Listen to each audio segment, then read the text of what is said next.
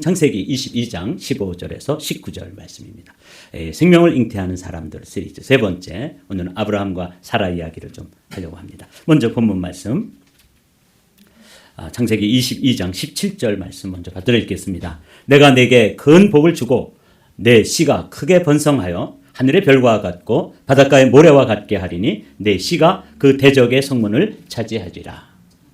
제가 이 아브라함과 사라 이야기를 묵상하면서 창세기 22장은 아브라함이 그 사랑하는 독자 아들 이삭을 모리아산에서 번제로 드린 사건이 있는 그 본문입니다. 그 본문 끝에 하나님께서 놀라운 말씀을 하십니다. 그 이야기가 오늘 씨에 관한 이야기입니다. 영어 성경의 다른 성경들은 이 씨를 descendant라고 번역했습니다.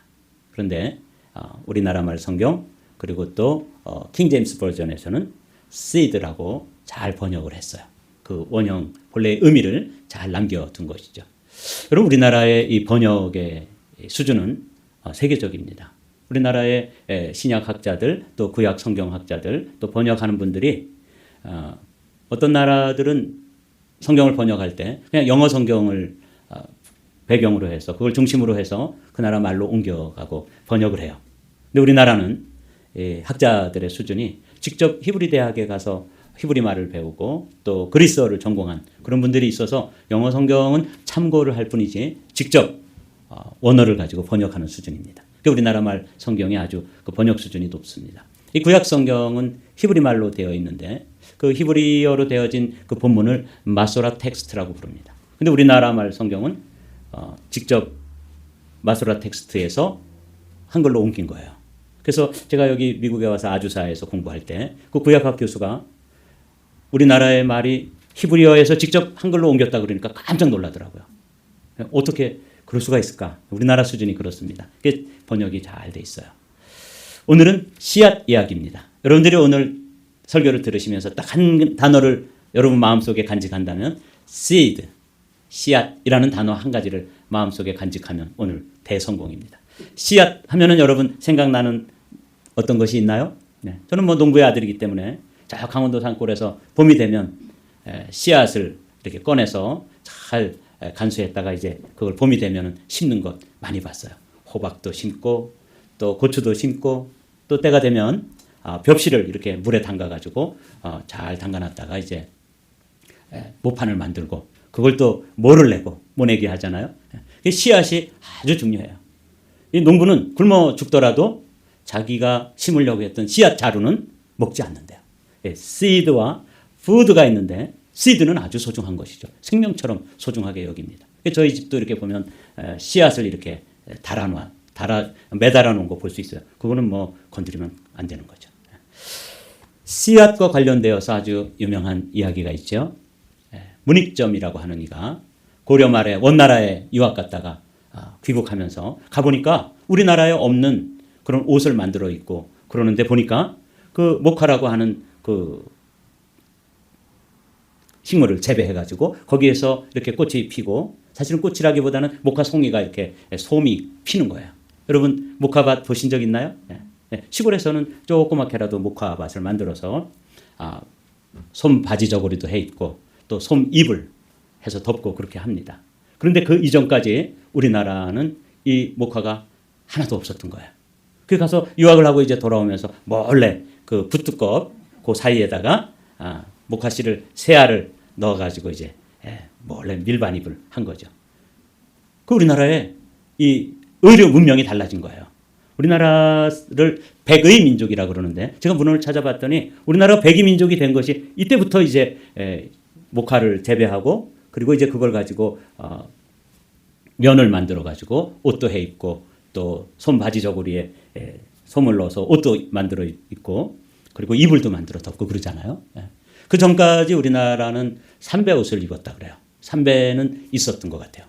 그리고 겨울에는 추우니까 가축이나 또 짐승들 털 같은 거 그런 거 막 걸치고 형편이 없었던 거죠.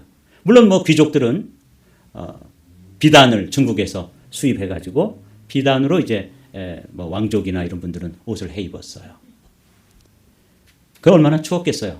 저는 삼배로 옷을 해 입은 적은 없습니다. 근데 저희 할아버지 상 지난 후에 그 삼배 조각을 버릴 수가 없으니까 너무 소중한 거잖아요. 그걸 이렇게 수건을 만들어서 사용해 본 적이 있어요. 그러니까 아침에 겨울에 찬물로 세수하고 그 거칠거칠한 걸로 이렇게 수건을 만들어서 쓴 적이 있는데 그거 굉장히 거칩니다. 그런데 그걸로 뭐 남정네들이 옷 해 입고 또 여인네들이 옷 입고 그러면 예전에는 뭐 여름 같은 데는 속옷도 시원찮았잖아요. 그러니까 훤히 들여다 보이고 그랬을 것 같아요.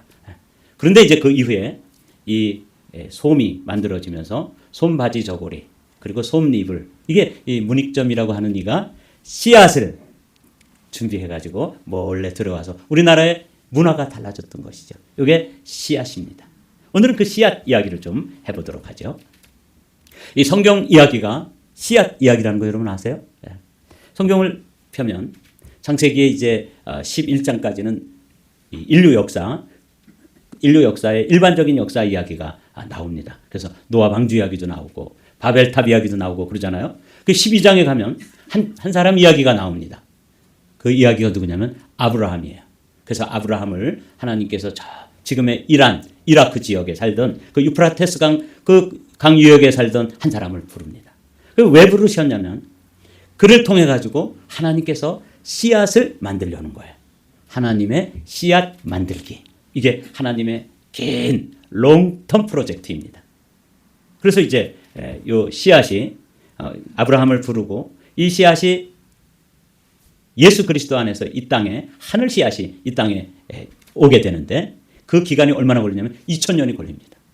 그러니까 예수 그리스도라고 하는 한 씨앗을 만들기 위해서 하나님께서 2000년을 시간을 보내시는 거예요. 그러니까 굉장한 겁니다. 씨앗. 너무 소중하죠. 저는 농부의 아들이기 때문에 씨앗이 중요하다는 것 알고 방금 문익점이라고 하는 일을 통해서 씨앗 세계를 가지고 돌아왔는데 우리나라의 문화가 바뀌어서 우리나라가 백의 민족, 흰옷을 즐겨 입는 민족이 될 수 있었던 것도 그 씨앗 덕분인데 하나님 나라는 2000년 동안이나 준비되어 가지고 예수 그리스도가 씨앗으로 오시는 거죠. 이 비밀을 사도 바울이 알아낸 거예요. 요 창세기 22장 17절 우리가 읽은 말씀 씨앗에 관한 이야기인데 바울은 대학자잖아요. 성경을 깊이 읽다가 갈라디아 교인들에게 편지를 쓰면서 사실은 이게 씨앗에 관한 이야기다. 그래서 그 씨는 그리스도다.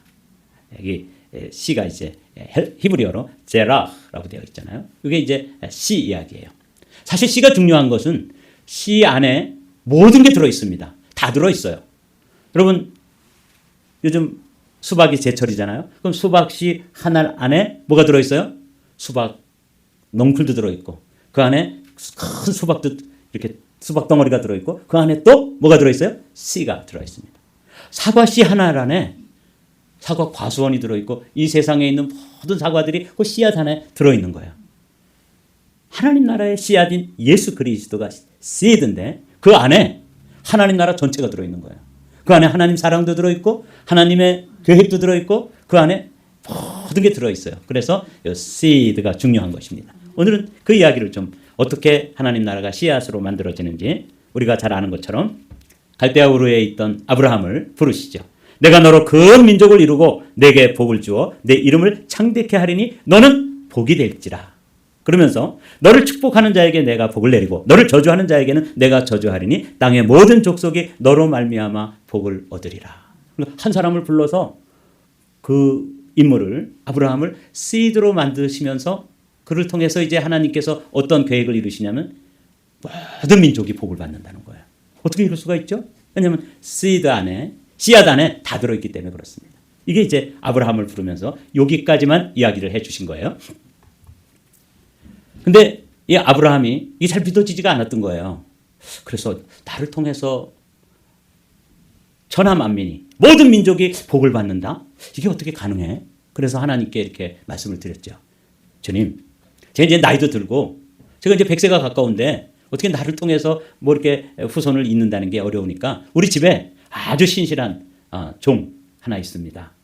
엘리에셀이라고 하는 종이 있는데 이 청년을 통해서 그럼 그 일을 좀 이루시죠? 그랬더니 하나님께서 아니다 라고 대답하시는 거예요.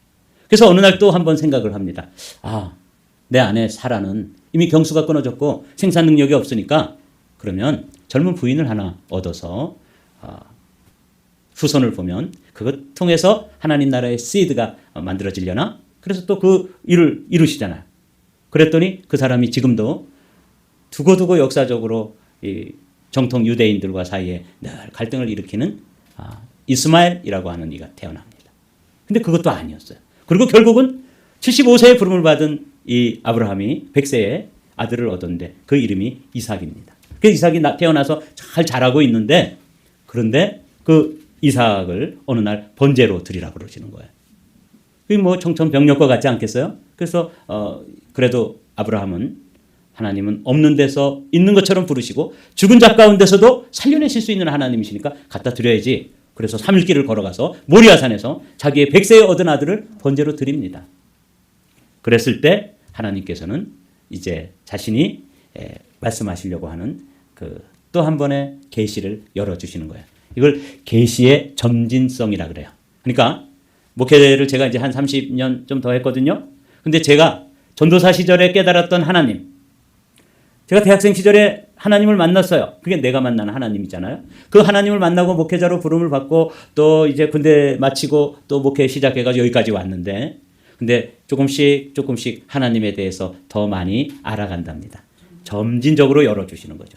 이 성경도 그래요. 아브라함도 믿음의 조상으로 불림을 받았지만 그 부름받은 아브라함이 정말 하나님의 속마음을 깨달은 것은 언제냐면 그 아들을 모리아산에서 번제로 드리려고 할 때 이제 됐다. 너가 진심이구나. 그 아브라함의 진심을 알아내신 하나님께서 계시를 열어주시는 거예요. 그 계시의 핵심 단어가 뭐예요? 씨앗이에요. 씨. 그래서 오늘은 씨앗이라고 하는 이 씨에 관해서만 여러분들이 알아두시면 돼요. 오늘은 씨앗 이야기구나. 영어로는 seed라고 하는 것에 대해서 하나님이 말씀하시는 거예요. 내 씨가 내 씨로 말미암아서 이제 하늘의 별과 같고 바다의 모래와 같은 놀라운 하나님 나라가 그 안에 들어있는 것이다. 그 이삭 안에 그 다 들어있었던 거예요. 이게 하나님 나라의 비밀입니다. seed가. 그런데 이게 그냥 두면은 하나님 나라가 이제 제대로 확장이 되잖아요. 이거를 또 눈뜨고는 못 봐주는 존재가 있습니다. 그 누구겠어요? 사단이죠. 사탄은 이 하나님 나라가 이렇게 순전하게 번성해 가는 것을 원하지 않습니다. 그래서 유대인들의 역사가 이제 아브라함이 다윗으로 이어지고 다윗이 예수 그리스도로 이어지는 이 큰 계보가 이어지는데 그 다윗의 자녀들, 다윗의 왕통을 이어가는 것을 끊어버리려고 그러는 거예요. 멸절시키려는 음모가 들어있습니다. 이 아달랴라고 하는 이는 다윗의 가문으로 시집 온 구약 성경에서 가장 악한 아버지와 어머니를 둔 그런 그 공주이면서 또 남쪽 유다의 왕비로 시집을 온 사람이에요. 그 아버지 이름이 아합이고 또 어머니 이름이 이세벨입니다. 누군지 아시겠죠? 그 딸이 아달랴인데 와가지고 시집을 와서 자녀를 낳고 이제 왕비로 이렇게 있는데 남편도 죽고 그 자신의 아들이 왕위를 이었는데 일찍 요절을 하게 됩니다. 그러니까 이제 이게 때가 왔구나. 그게 흑심이 들은 거예요. 자기는 다윗의 왕통이 아님에도 불구하고 자기들의 손자 이 다윗의 씨앗들을 다 죽입니다. 그리고 자기가 여왕이 돼요. 그러니까 모반을 일으킨 거죠. 이 인물이 아달랴예요. 그래서 그야말로 하나님 나라의 아브라함, 다윗 그리고 다윗의 그 왕통을 통해 가지고 하나님 나라의 시드가 예수 그리스도까지 이어져야 되는데 중간에 큰 위기가 다가오죠. 이때 요 아달랴의 딸 그러니까 요 요아스라고 하는 왕자가 아주 어린 왕자가 있었는데 이 왕자를 몰래 숨겨서 6년 동안을 성전 밀실에서 숨겨 기릅니다. 이게 이제 왕통을 이어가지고 예수 그리스도께로 이어지는 거예요. 이게 숨가쁘게 이어진 씨앗 이야기입니다. 그래서 신약을 탁 열면 어떻게 돼요? 마태복음 여러분 딱 열면은 이렇게 되는 거예요. 아브라함과 다윗의 자손 예수 그리스도의 세계라. 여기 자손이라는 말이 나오죠. 이게 디센던트인데 여기 성경에서는 패밀리라고 번역이 됐어요. 그 가문 그리고 그 자손 그리고 그 가문 자손의 핵심은 뭐예요? 씨드예요. 씨앗이죠. 그러니까 아브라함의 씨 그리고 다윗으로 이어지는 씨앗 거기에서 하나님 나라의 씨앗인 예수 그리스도가 그 왕통에서 나오게 되는 거예요. 이게 신약 성경이 딱 열리면서 첫 번째 선언이에요. 구약 성경을 딱 열면 대초에 하나님이 천지를 창조하시니라 이렇게 시작되잖아요. 신약을 딱 열면 아브라함과 다윗의 자손 예수 그리스도의 계보라 이렇게 시작되어지죠. 이렇게 만들어진 이렇게 우리에게 주어진 씨앗을 이제 우리가 뭐 하는 거예요? 나눠야 하는 것이죠. 제가 말씀드린 것처럼 지난주에 우리가 모세 이야기를 나누면서 모세는 물에서 건짐을 받은 자라고 그랬습니다. 그리고 자기가 건져냄을 받았기 때문에 또 다른 사람들, 자기 민족을 그 이집트의 노예로부터 건져내는 자였다. 이게 지난주의 핵심이에요. 모세라는 이름만 기억하면 된다고 말씀드렸죠. 그런 것처럼 우리도 건져냄을 받은 자로서 누군가를 건져내야 되는 것이죠. 오늘 또 이렇게 한 분을 전도하셨는데 너무 잘하셨고 우리 모두에게 도전이 되는 그런 귀한 일을 해주셨습니다. 그래서 우리가 품은 이 한 사람을 전도하셨는데 이게 아브라함 때로부터 계산해 보면 4,000년이 지나는 프로젝트예요.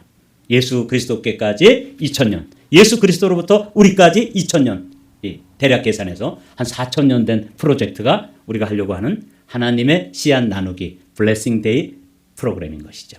네. 이게 이제 우리가 하려는 것인데 여기서 오늘 여러분들에게 한 개념을 좀 하나 말씀드리려고 그래요.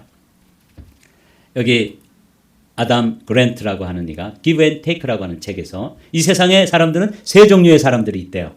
첫 번째는 Giver, 뭔가 이렇게 다른 사람에게 자꾸 나눠주는 사람이에요. 어떤 사람은 또 뭐겠어요? Taker, 이제 받기만 하는 사람이에요. 그리고 어떤 사람이 있는가 하면 매처가 있대요. 누구에게 받으면 주고 그래서 받은 만큼 돌려주는 사람이 있다는 거예요. Giver, Taker, 매처. 그게 있는데 이 중에서 부자가 되는 사람들은 누구겠어요? 기버라는 거야. 나눠주는 사람들. 그래서 우리가 영적으로 부유해지려면 우리가 받은 그리스도의 복음을 누구에게인가 나눠주고 흘려보내고 또 전해주고 이러면 우리가 영적 부자가 될 수 있는 거예요. 세상의 부자들도 기버가 되면은 부자가 될 수 있다고 그러는데 여러분 영적으로도 여러분 부유하기를 원하십니까? 그러면 나눠주는 일을 해야 되는 거예요. 우리 교회가 이렇게 영적으로 풍요로워지려면 열심히 복음을 전해야 하는 것이죠. 제가 어제도 걷다가 우체부를 만났어요. 그래서 만나서 이제 아는 척 하길래 제가 너 예수 믿냐? 이렇게 물어봤더니 자기는 부처를 믿는데요. 그래가지고 한참 걷다가 중간에 또 만났어요. 그러니까 이제 저는 이 동네를 걸으니까 그 사람도 그 동네 어디에다 또 우편물을 보내려고 중국 사람 같아요. 그래서 자기가 다가오면서 나는 부처를 믿는데 또 하나를 믿는다. 그래서 뭘 믿냐? 그랬더니 동정녀 마리아를 믿는데요. 버진 메리를 믿는다 그러더라고요. 그거 믿지 말고 Believe in Jesus, 예수를 믿어라. 그랬더니 눈이 동그래져 가지고 이제 듣더라고요. 그게 뭐 듣든지 안 듣든지 하여튼 제가 뭐 영어에 능통한 사람은 아니지만 하여튼 그 사람에게 예수 그리스도를 전해줬습니다. 이제 또 만날 테죠. 이제 돌아다니다 보면 그러면 또 얘기하고 우리가 뭐 하는 거예요? 기버가 되는 거예요. 내 안에 있는 예수님을 나눠주는 거죠. 지난주에도 잠깐 말씀드렸지만 이스라엘 지형 가운데 갈릴리 호수가 있고 그 호수에서 물이 흘러가지고 사해바다가 있어요. 이 정도는 우리가 상식적으로 알고 있죠. 그런데 이 두 갈릴리 호수와 이 사해바다의 결정적인 차이점은 갈릴리 호수는 기버입니다. 저 헐몬산에서부터 눈이 녹은 만년설이 녹은 물이 흘러내려오면 그것을 사해바다로 흘려보내요. 기버예요. 그런데 이 사해바다는 뭐냐면 테이커예요. 그냥 받기만 해요. 자기 누구에게인가 흘려보내지 않고 자기는 받기만 합니다. 이 그림처럼 죽음의 바다인 이 사해는 소금으로 저렇게 소금 기둥들이 있는 거예요. 그러나 그 옆에 갈릴리 호수는 분위기가 다르죠? 이 기버의 모습이에요. 그리고 거기에 물고기가 있잖아요. 그 물고기가 그 유명한 베드로 고기라고 그래요. 거기는 153종류의 고기가 살고 있대요. 그러니까 기버는 이렇게 부유하고 풍요로워지는 거예요. 이 지형에서도 우리에게 아주 교훈하는 바가 크지 않습니까? 그래서 우리가 이 하나님 나라의 씨앗이 이제 이렇게 4,000년을 이어오면서 사단은 끊임없이 이 씨앗을 못 전해주게 하고 한 사람이라도 전하지 못하게 하는 것이 사단 마귀의 역할이라면 하나님은 이 씨앗, 이 생명을 한 사람에게라도 더 전해지고 더 주어지고 그래서 우리가 그리스도인으로 살아간다고 하는 것은 기버로 살아가는 거예요. 이 생명의 씨앗을 누구에게인가 전해주는 사명이 우리에게 있는 거죠. 오늘 우리가 특성 불렀잖아요. 사명. 나를 보내주어 내가 기버로 살아가면서 누구에겐가 복음을 전하겠다. 그런 다짐으로 그 찬양을 불렀던 것이죠. 이 블레싱 데이를 우리가 이제 11월 달에 추수감사절에 이 블레싱 데이를 계획하고 있는데 주님은 벌써 4,000년 전에 씨앗을 준비하셨고 그리고 지키셨고 그리고 우리에게 보내주셨습니다. 사실은 4,000년이라고 말씀드리지만 창세전부터 계획하셨던 일입니다. 그 프로젝트에 우리가 참여하게 되면 우리에게도 블레싱이 되고 그 전에 듣는 사람에게도 블레싱이 되기 때문에 이 시드 프로젝트를 블레싱 데이다. 그렇게 이제 이름을 만들고 우리가 함께 4,000년 동안 하나님께서 인류 역사에 준비하신 이 생명을 나눠주는 일을 하자. 그게 이제 이번 우리의 기도 제목이고 함께 하려는 것입니다. 주님은 창세기 22장 18절의 말씀에 이렇게 말씀하시잖아요. 우리 함께 읽어보실까요? 시작. 또 내 씨로 말미암아 천하 만민이 복을 받으리니 이는 내가 나의 말을 준행하였음이니라 하셨다 하니라. 그렇습니다. 독자 이삭을 모리아산에서 바쳐라. 그럴 때 그것을 다 준행을 했어요. 그랬더니 하나님께서 계시를 열어주셨는데 그 계시의 핵심 단어가 뭐냐면 seed예요. 그 씨앗 이야기인데 이게 바로 2000년 후에 오실 메시아 예수 그리스도에 관한 이야기인 것이죠. 이제 말씀을 마치겠습니다. 블레싱 데이는 우리도 복 받고 우리가 누구에겐가 복음을 전해주면 그 받는 사람도 복을 받는, 전하는 이도 복이요 듣는 이도 복인 그런 축복의 일을 우리가 지금 계획하고 있는데 오늘 이렇게 또 한 분이 함께 나와서 예배하게 돼서 얼마나 우리의 마음에 소망이 되는지 몰라요. 우리가 헌신된 그릇으로 생명을 품고 기도와 사랑으로 생명을 잉태하고 그리고 주님께로 초청해서 열매를 맺는 이 프로젝트가 사실은 아브라함에게 주셨던 그 하나님 아버지의 계획이고 그 계획 가운데 다윗이 태어나고 그 계획 가운데 예수 그리스도가 오시고 그리고 우리가 거기에 부름을 받은 자로서 이제 누구에겐가 이 복음을 소망으로 넘겨줘야 되는 것이죠. 여러분들이 오늘 씨앗과 함께 딱 한 단어를 더 기억한다면 기버라는 단어를 기억하십시오. 씨앗을 내가 받았으니까 그걸 그냥 테이커로만 간직하고 있을 게 아니라 기버가 되어가지고 많이 나눠주면 나눠질수록 갈릴리 호수처럼 여러분들의 삶이 부유한 그런 복된 사람들이 되시기를 주님의 이름으로 축복합니다.